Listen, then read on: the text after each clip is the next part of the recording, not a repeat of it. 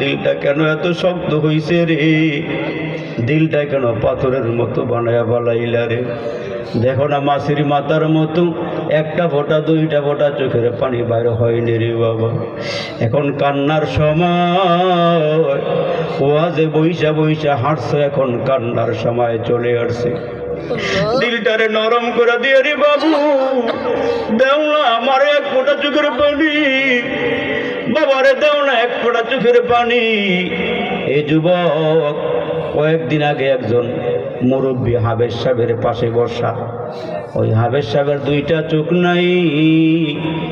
ওই হাবেজ সাহেব কান্না করে আর বলে, হুজুর কত নিয়ামত খাইলাম, ওই নিয়ামতগুলো কোনোদিন চোখে দেখতে পারলাম না।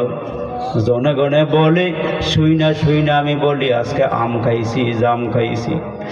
ও হুজুর আমার মনটা বেশি খারাপ লাগে না, কিন্তু যার পেটের থেকে দুনিয়া আইলাম ওই মার মুখটা আমি মনটা বড় দেখতে পারলাম না রে।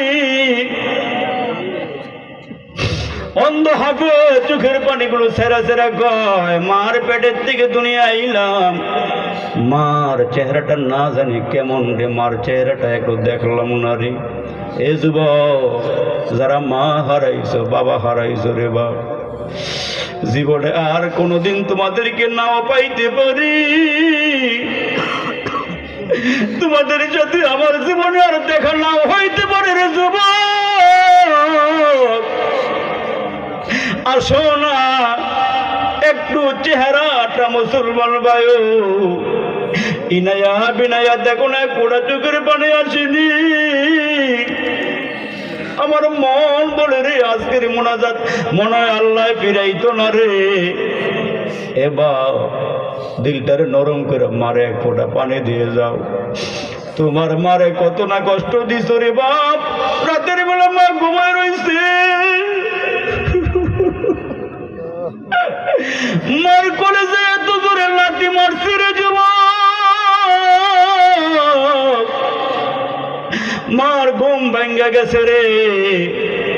দুনিয়াতে আসার সময় মার কত রক্ত জড়ায়া জড়ায়া জমিনে গেল, মা অজ্ঞান হইয়া পড়া রইছে রে।